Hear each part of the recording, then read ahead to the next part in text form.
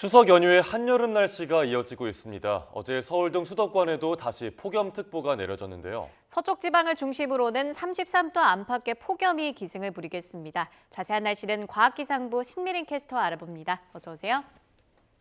네, 추석 연휴에 폭염특보가 확대하고 있습니다. 오늘도 또 덥다고요? 네, 맞습니다. 지금이 정말 여름인가 싶을 정도로 더위의 기세가 꺾이지 않고 있습니다. 보통 이맘때 서울 아침 기온이 18도, 낮 기온이 27도 안팎인 걸 감안했을 때 9월 중순에 접어든 추석 연휴까지도 폭염과 열대야가 나타나는 건 무척 이례적인 일인데요. 중국으로 향하는 제13호 태풍 버빙카가 연휴 초반부터 우리나라에 덥고 습한 공기를 불어넣으면서 이 늦더위를 부채질한 영향도 크다고 볼 수 있습니다. 이 태풍 버빙카는 오전 중에 중국 남부에 상륙할 예정인데요. 이틀 정도 영향을 준 뒤 중국 내륙에서 열대 저압부로 약화하겠지만 이 태풍이 남긴 수증기의 영향으로 우리나라는 남은 연휴 기간 동안 무더운 날씨가 이어지겠습니다. 폭염특보 상황부터 살펴볼까요? 폭염특보가 해제되기는커녕 연일 영역을 넓혀가고 있습니다. 어제 서울에는 사흘 만에 다시 폭염주의보가 내려졌는데요. 이 서울뿐만 아니라 그 밖의 서쪽 곳곳으로 폭염특보가 확대 강화했습니다.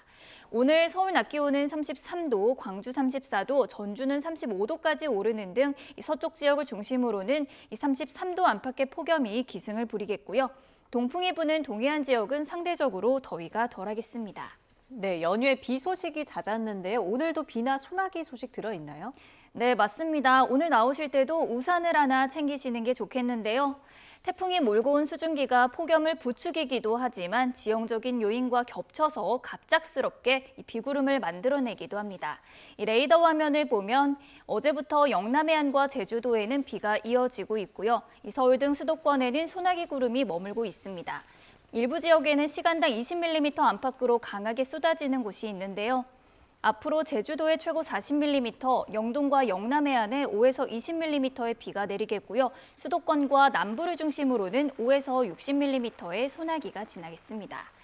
해상 안전에도 주의가 필요하겠습니다. 태풍의 간접 영향으로 서해 남부 먼바다와 남해상 그리고 제주도 대부분 해상에 풍랑주의보가 내려진 가운데 당분간은 제주도와 남해안에 너울성 파도까지 높게 일겠는데요. 섬 지역으로 오가는 분들은 배편, 결항 여부를 미리미리 확인해 주셔야겠고요.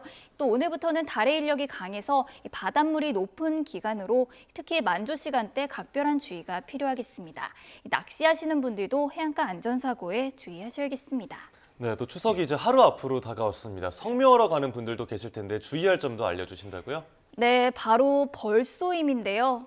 길어지는 무더위에 말별 개체수가 증가하고 이 벌들의 활동이 왕성해져서 공격을 받는 사례가 늘고 있습니다.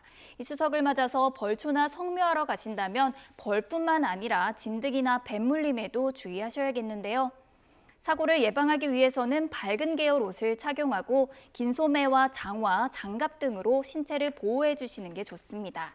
특히 벌은 자신보다 높이 있는 상대를 공격하는 습성이 있기 때문에 만약에 벌집을 건드렸다면 그늘로 자리를 옮긴 뒤에 낮은 자세로 웅크려서 움직임을 최소화하는 게 좋고요. 뱀에 물린 경우에는 물린 부위를 심장보다 아래에 두고 곧바로 병원으로 향해야 합니다. 상처 부위를 빨거나 건드리지 말아야 하고요. 술이나 카페인 음료는 독을 빨리 퍼지게 할 수 있으니까 삼가야 합니다. 또 야외 활동 후엔 진드기에 물린 상처가 있는지 꼭 확인하고 즉시 옷을 털거나 세탁해 주시기 바랍니다. 네, 닷새간의 긴 연휴 이제 절반을 넘어가고 있는데 새로운 태풍 소식이 들려오더라고요. 네, 정말 올해 가을은 시작부터 이 폭염에 태풍 등으로 날씨가 참 유별난데요. 어젯밤 9시쯤 괌 서남 서쪽 약 100km 부근 해상에서 14호 태풍 플라산이 발생했습니다. 자세한 태풍 상황 살펴볼까요? 태풍 플라산은 비교적 세력이 약한 태풍으로 보이는데요. 빠르게 북상해서 금요일쯤에는 중국 상하이 남쪽 해안에 상륙하겠습니다. 이번에도 우리나라에 직접적인 영향은 없겠지만 간접 영향으로 연휴가 지난 뒤에 이 제주도와 남해안에는 비가 내리거나 또 남해상으로 물결이 높아질 가능성이 있습니다. 앞으로 발표되는 기상 정보도 꼼꼼히 확인해 주셔야겠습니다. 네, 태풍 이동경로 꼼꼼히 확인하셔서 안전사고 유의하셔야겠습니다. 끝으로 남은 연휴 동안 날씨도 전망해 주시죠.